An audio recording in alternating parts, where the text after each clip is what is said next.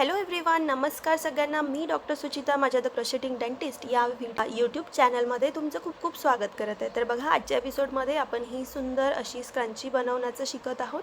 Step by step मी तुम्हाला सांगितलं आहे. व्हिडिओ कुठेही मिस करू नका. खूप इझी आणि खूप बेसिक स्टिचेस इथे यूज केलेत. खूप बिगिनर फ्रेंडली हा प्रोजेक्ट आहे. अवघ्या काही मिनिटांमध्येच हा बनवून रेडी होतो. तर नक्की शेवटपर्यंत व्हिडिओ बघा आणि बघून हे नक्की ट्राय करा. तर व्हिडिओ स्टार्ट करूया. तर बघा, ज्या पण कलरची आपल्याला स्क्रंची बनवायची आहे त्या कलरचं यान आपण इथे यूज करत आहोत. मी ब्लू कलरचं यान यूज करत आहे. सोबत मी 4 मिलीमीटरची हुक, सीझर, एक रबर बँड आणि टेपेस्ट्री नीडल. सगळ्यात आधी रबर बँडमध्ये आपलं जे यान आहे ते आपण असं सिक्युअर करून घ्यायचं. आपली जी हुक आहे ती इथून इन्सर्ट करायची आहे रबर बँडमधून आणि जे यार्न टेल आहे ते आपण डाव्या हातामध्ये पकडून असं हाईड करत चालायचं आहे. नंतर इथे आपण सुरुवात अशी करत आहोत. आपण बनवली आहे एक चेन. नंतर या रबर बँडमध्ये आपण सिंगल क्रोशे स्टिचेस असे बनवून घ्यायचे आहेत. 3 4 5 6. तर असं पूर्ण रबर बँड आपला हाईड होईल एवढे आपल्याला सिंगल क्रोशे स्टिचेस इथे बनवून घ्यायचे आहेत. इथे आपला राऊंड फर्स्ट जो आहे तो ऑलमोस्ट होत आला आहे. तर असेच आपल्याला सिंगल क्रोशे बनवून आपण हा पहिला राऊंड इथे पूर्ण करून घेतला आहे.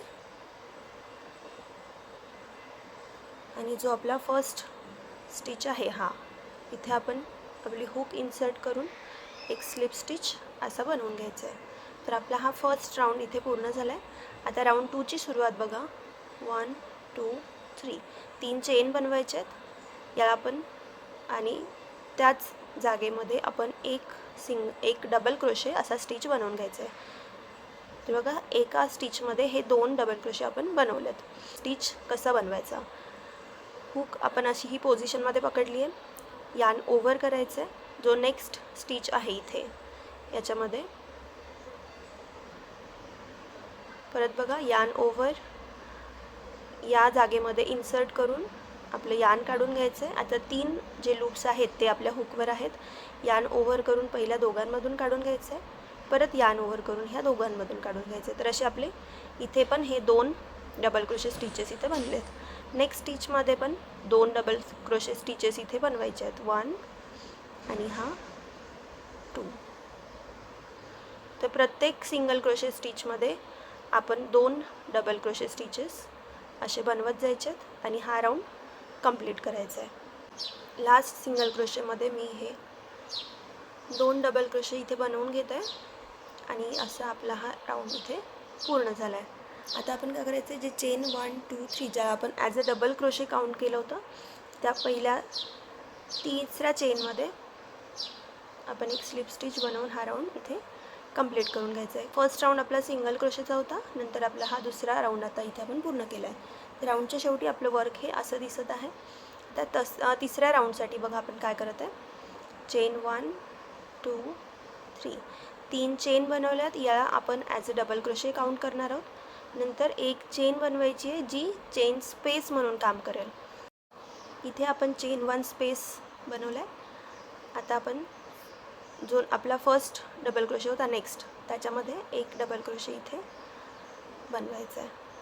तर इथे आपलं वर्क कसं झालं आहे, चेन 3 म्हणजे आपला फर्स्ट डबल क्रोशे, नंतर चेन 1 म्हणजे 1 स्पेस आणि नेक्स्ट जो आपला स्टिच आहे त्याच्यावरती आपण एक डबल क्रोशे स्टिच बनवला आहे. परत चेन 1 आणि नेक्स्ट स्टिचमध्ये एक double crochet stitch, chain 1 double crochet 1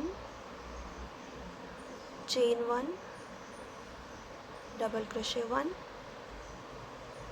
chain 1 double crochet 1. असाच आपला हा राऊंड इथे पूर्ण करायचा आहे. बघा, एक चेन बनवायची आहे आणि एक डबल क्रोशे बनवायचं आहे. तर असंच करत आपल्याला हाच पॅटर्न फॉलो करत आता हा आपला तिसरा राऊंड पूर्ण करायचा आहे. आपण तिसरा राऊंड पूर्ण करून राऊंडच्या शेवटी भेटूयात.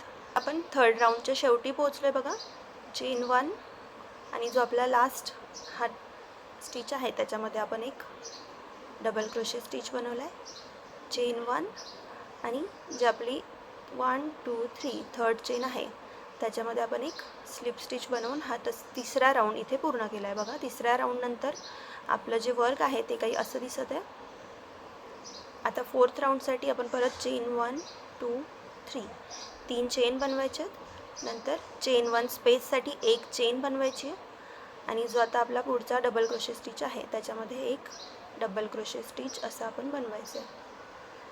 परत चेन 1 आणि जो डबल क्रोशे आहे तिथेच आपण डबल क्रोशे बनवायचं आहे. चेन 1 डबल क्रोशेवर डबल क्रोशे स्टिच बनवायचं आहे आणि जी चेन 1 स्पेस आहे तिथे आपली ॲज सच चेन 1 स्पेसच येणार आहे. चेन 1 डबल क्रोशेवर डबल क्रोशे, चेन 1 डबल क्रोशेवर डबल क्रोशे. तर बघा, असाच हा राऊंड आपण इथे पूर्ण करायचा आहे. चेन 1 डबल क्रोशे स्टिचवर डबल क्रोशे स्टिच.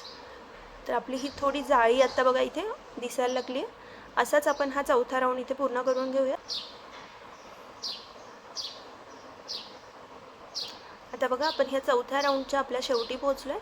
चेन 1 मी इथे केलं आहे आणि जो शेवटचा आपला डबल क्रोशे स्टिच आहे त्याच्यामध्ये एक डबल क्रोशे स्टिच, चेन 1 आणि आपल्या ज्या 3 चेन आहेत 1 2 3 त्यातल्या तिसऱ्या चेनमध्ये आपण हा स्लिप स्टिच असं बनवून इथे हा राऊंड पूर्ण करून घेतला आणि आपली स्क्रंची पण इथेही पूर्ण झाली आहे.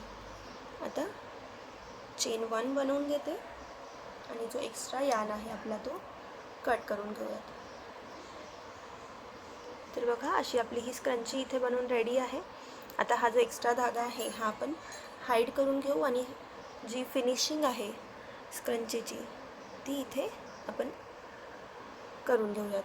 तर एक्स्ट्रा जो यार्न आहे तो आपण असं धाग्यामध्ये सुईमध्ये असा ओवून घ्यायचं आहे आणि हे जे स्टिचेस आहेत बघा, या स्टिचेसमधून आपण पास होत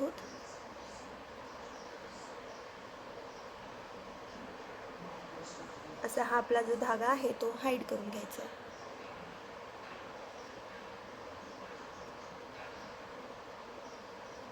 परत आपण खालच्या राऊंड्समध्ये जायचं आहे.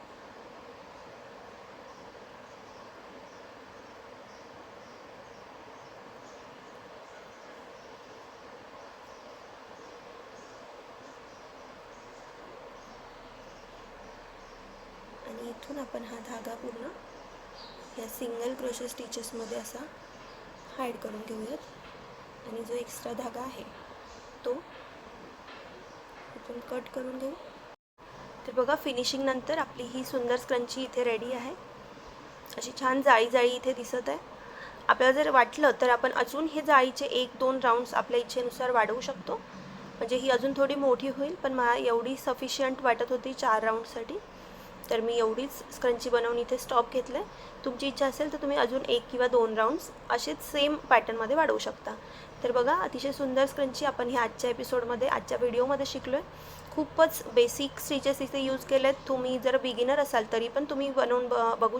तुम्ही स्क्रंची बनवायचं ट्राय करत असाल, जर काही जमत नसेल तर कमेंट्समध्ये लिहा. जर एपिसोड आवडला असेल, हा व्हिडिओ आवडला असेल तर ते पण कमेंटमध्ये लिहा. व्हिडिओ आवडला असेल, हेल्पफुल वाटला असेल तर प्लीज माझं चॅनल सबस्क्राईब करा, हा व्हिडिओ लाईक करा आणि शेअर करा. असेच नवीन छोटे प्रोजेक्ट्स मी तुमच्यासाठी रोज घेऊन येते. तर व्हिडिओ शेवटपर्यंत पाहिल्याबद्दल खूप धन्यवाद. थँक्यू.